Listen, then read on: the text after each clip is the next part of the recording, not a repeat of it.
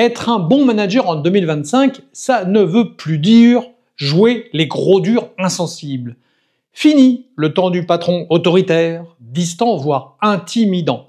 Aujourd'hui, on attend d'un manager qu'il sache à la fois poser un cadre et faire preuve d'humanité.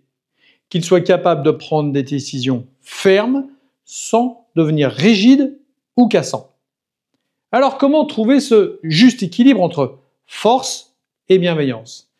C'est ce qu'on va explorer ensemble aujourd'hui avec un éclairage neuroscientifique, des techniques concrètes et un retour d'expérience terrain.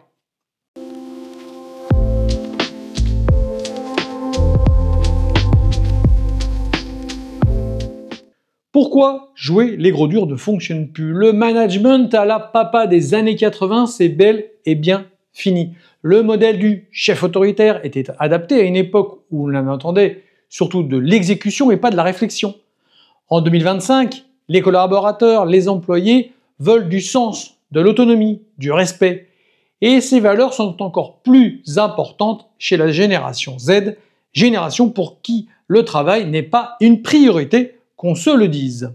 Un management basé sur la peur ou la rigidité génère du désengagement, une baisse de la créativité, évidemment une ambiance pesante, et un turnover important. D'ailleurs, j'ai discuté il y a quelques jours avec une commerciale qui me disait que, à cause d'une manager hyper autoritaire, le turnover dans son service est aujourd'hui de 65%, ce qui est énorme.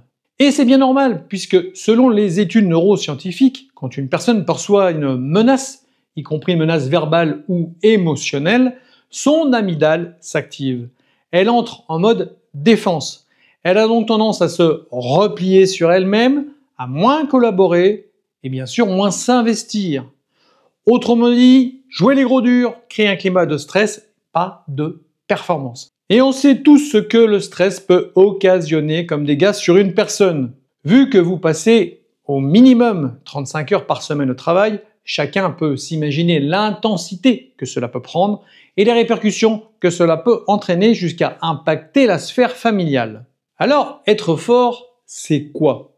Être fort, c'est rester stable même quand ça tangue. Et c'est bien ce qu'on demande à un capitaine de navire, à un responsable de service. C'est assumer des décisions difficiles sans se déconnecter des émotions humaines, c'est-à-dire celles de vos collaborateurs, mais aussi les vôtres. C'est tenir un cadre sans humilier, poser une limite sans écraser. Et c'est être aussi capable d'accepter de réguler ses propres émotions avant de vouloir gérer celles des autres, et ça s'apprend. On rentre dès lors dans le cortex préfrontal, cette partie du cerveau qui nous permet de prendre du recul, d'inhiber une réaction impulsive, de prendre le temps d'écouter avant d'agir, voire pire, de réagir. Un manager fort, c'est celui qui active son cerveau dans sa totalité, et pas seulement dans sa partie reptilienne qui laisse juste le côté primitif parler.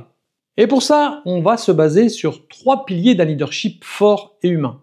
C'est-à-dire, en 1, la clarté. Dire les choses clairement sans tourner autour du pot.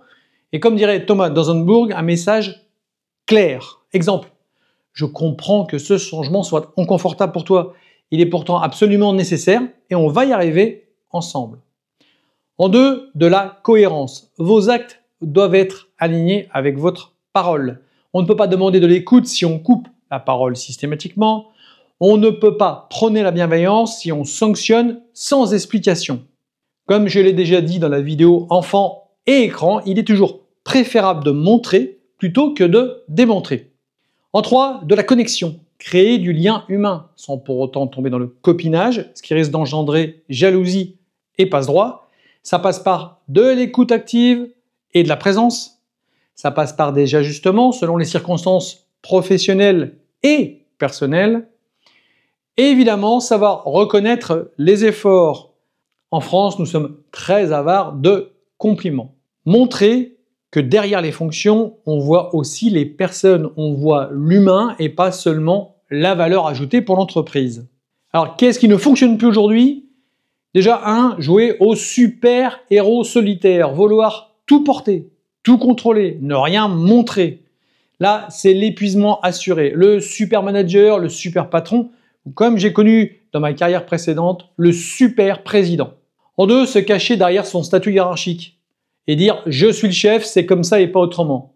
Alors là, c'est clair, vous allez passer non seulement pour un gros... Enfin voilà, et ça va être une perte de respect assurée. En 3, vouloir absolument éviter les conversations difficiles, soit par peur de blesser, soit par peur de représailles. Alors évidemment, toujours avec respect, mais c'est tout de même mieux d'avoir une discussion franche que de faire du bashing qui finira sûrement par un burn ou un bore-out. Le bon réflexe à cultiver, c'est le leadership régulateur. Et oui, la régulation, comme dans la vidéo de la semaine dernière, disponible en lien. D'ailleurs, vous y trouverez des outils pour bien réguler.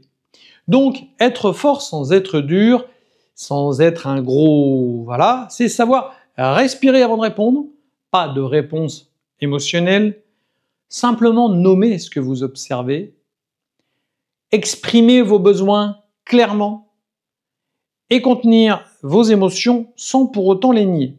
Je pense que malgré l'avance inexorable de l'IA, le manager idéal n'est pas un robot, c'est un humain bien régulé, doté d'émotions, et c'est ce qui fera toujours la différence. Alors, cultivons-le.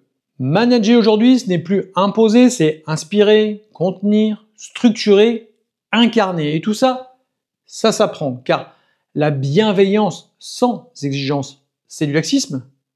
L'exigence sans bienveillance, c'est de la violence. Mais les deux ensemble, c'est du leadership.